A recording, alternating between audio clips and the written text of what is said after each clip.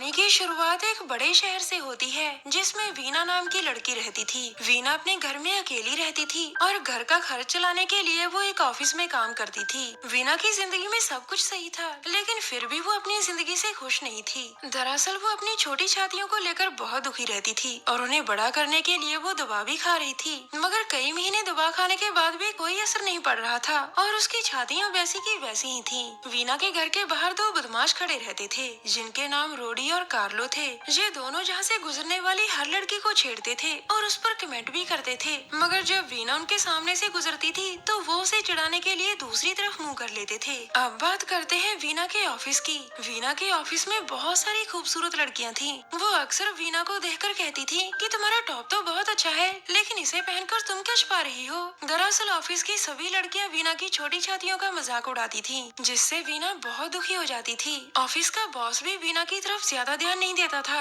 वीना एक मेहनती लड़की थी, लेकिन बॉस उसकी मेहनत की कभी तारीफ नहीं करता था। वो तो सिर्फ उन लड़कियों की तरफ ध्यान देता था जिनकी बड़ी बड़ी छातियां थी। बॉस ऐसी लड़कियों को देखकर बहुत खुश होता था और वो उनकी तारीफ कर उन्हें प्रमोशन भी दे देता था। ऑफिस में वीना का सबसे अच्छा दोस्त टिम था। वीना अपनी छोटी छातियों को लेकर जब भी दुखी होती थी तो टिम उसे खुश रहने को कहता था। वो उसे समझाते हुए कहता था कि तुम पहले से ही बहुत खूबसूरत हो, तुम्हें और चीजों की जरूरत नहीं। टिम के समझाने के बाद वीना अक्सर खुद को संभाल लेती थी और अपने काम पर लग जाती थी। वीना का एक लवर भी था जिसका नाम था बॉबी।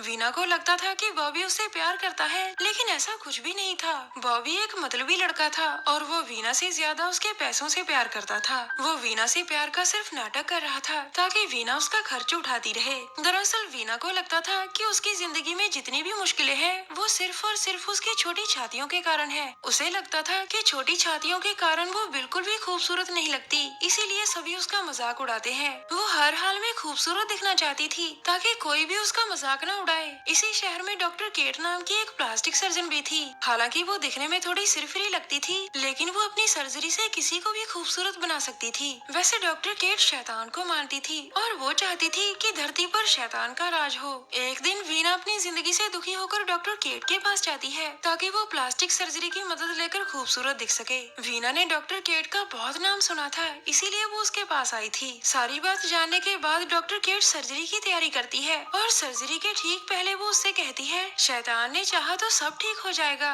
वीना को लगा कि केट उससे मजाक कर रही है, इसीलिए वो उसकी बात को नजरअंदाज कर देती है। दरअसल केट के पास कई शैतानी चीजें थी जिनका इस्तेमाल वो अपनी सर्जरी के दौरान करती थी। अगर किसी को अच्छी नाक चाहिए तो वो उस पर शैतानी नाक फिट कर देती थी। अगर किसी को अच्छी स्किन, अच्छे लिप्स चाहिए तो भी वो अपने शैतानी सामान की मदद लेती थी। आज वो वीना को हर हाल में खूबसूरत बनाना चाहती थी, इसीलिए वो एक बार फिर से अपने शैतानी सामान का इस्तेमाल करती है। अगले दिन सुबह वीना की छातियाँ बड़ी हो चुकी थीं, जिन्हें देखकर वो बहुत खुश होती है। अब उसे किसी दवा की जरूरत नहीं थी और न ही अब उसे किसी बात की चिंता थी। आज वो जैसे ही ऑफिस जाने के लिए घर से निकलती है तो रोडी और कार्लो उसकी खूबसूरती देखकर बहुत हैरान होते हैं। दूसरी तरफ बॉस बहुत गुस्से में था क्योंकि टाइम होने के बाद भी वीना ऑफिस नहीं पहुंची थी। वीना का दोस्त टिम उसे समझाने की कोशिश करता है कि वो जल्द ही आ जाएगी और तभी उन दोनों की नजर वीना पर पड़ती है। वीना का नया रूप देखकर सभी बहुत हैरान थे। हैरानी के मारे बॉस का मुंह बंद और आंखें चौड़ी हो गई थी। वो बोलना तो बहुत कुछ चाहता था, लेकिन वीना को प्रमोशन देकर वहाँ से चला जाता है। प्रमोशन के कारण वीना को नया रूम मिलता है, जिसके बाद टिम उसे आकर बधाई भी देता है। वीना की नई नई खूबसूरती देखकर वो भी बहुत हैरान था, मगर वीना उसे सर्जरी के बारे में कुछ नहीं बताती।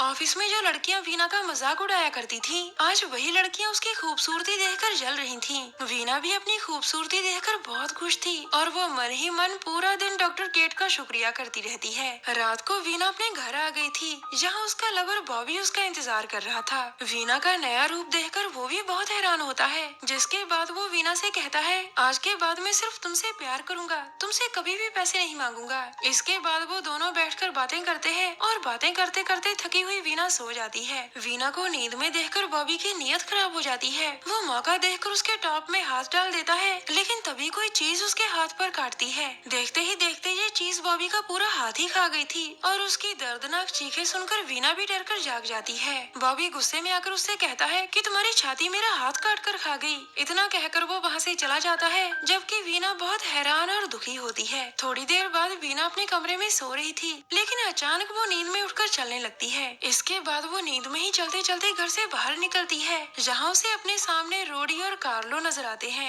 रात को इस समय वीना को देखकर उन दोनों को लगता है कि वीना अपने जिस्म की प्यास बुझाना चाहती है, इसीलिए वो हमारे पास आई है। अब वीना जैसे ही एक खाली गली में जाती है तो उसके पास पहले रोडी जाता है, मगर उन्हें क्या पता था कि वीना मजा करने नहीं बल्कि दोनों को मारने जहाँ आई थी। देखते ही देखते वो पहले रोडी को मार देती है और फिर कार्लो की भी जान ले लेती है। दरअसल ये सारा काम शैतानी छातियों का था। वीना की नई छातियाँ आदमखोर थीं और साथ ही साथ वो इंसानों का खून भी पीती थीं। उन्हें जब भी भूख लगती थी तो वो वीना के शरीर पर काबू पा लेती थी ताकि किसी को मारकर वो अपनी भूख मिटा सके। अगले दिन सुबह वीना आराम से उठती है। उसे बिल्कुल भी याद नहीं था कि कल रात उसने दो कत्ल कर दिए थे। इसके बाद वो तैयार होकर ऑफिस जाती है और वहाँ पूरा दिन काम करती है। रात को जब वो ऑफिस से वापस आ रही थी तो उसे रास्ते में सैंडी मिलती है। सैंडी भी उसी ऑफिस में काम करती थी जिस ऑफिस में वीना काम करती थी। खराब मौसम देखकर सैंडी उसे अपने घर चलने को कहती है, जो बिल्कुल पास ही था। वीना उसकी बात मान लेती है और वो उसके साथ उसके घर चली जाती है। घर में आकर वो दोनों साथ साथ नहाने लगती है और इसी दौरान सैंडी वीना का मजाक उड़ाने लगती है। उसका मजाक खूनी छातियों को बिल्कुल भी अच्छा नहीं लगता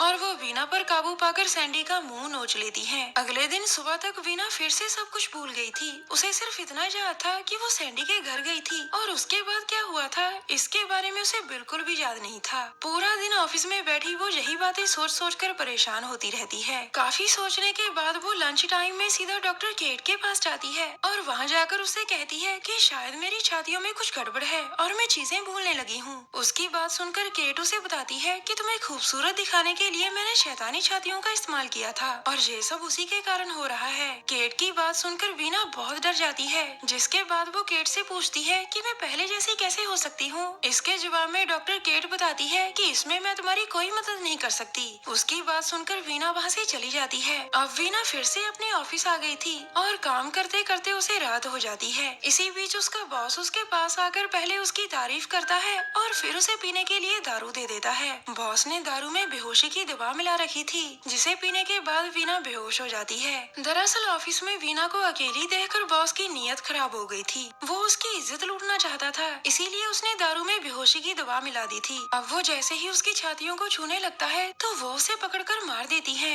वीना के बेहोश होते ही उसके शरीर पर उसकी छातियों ने कब्जा कर लिया था। बॉस की मौत के बाद वीना ऑफिस से बाहर निकल आती है और शहर के लोगों को मारने लग जाती है। शैतानी छातियों ने उसके पूरे शरीर पर काबू पा लिया था और उनके सामने जो भी आता था वो उसे तड़पा तड़पा कर मार देती थी। इसी बीच टिम भी वहाँ से गुजर रहा था, जो वीना का हाल देखकर उसे रोकने की कोशिश करता है। उसे रोकने के लिए वो कहता है, तुम ऐसी बिल्कुल नहीं हो वीना, जैसी तुम अब दिख रही हो। तुम्हारे ऊपर जरूर किसी चीज ने काबू पा लिया है और तुम्हें उस चीज को बाहर निकालना होगा। टिम की बातें काम करती हैं और वीना शैतानी छातियों के असर से बाहर निकल आती है। अब वो जल्दी जल्दी इनसे छुटकारा पाना चाहती थी, इसीलिए वो मुश्किल से उन्हें उखाड़कर दूर फेंक देती है। दर्द के कारण वीना बेहोश हो जाती है, जबकि शैतानी छातियां वहाँ से भाग जाती हैं। कहानी के आखिर में टिम और वीना एक दूसरे को प्यार करने लग जाते हैं। बॉबी नया हाथ लगवाने के लिए डॉक्टर केट के पास पहुँच गया था और शैतानी छातियां आज भी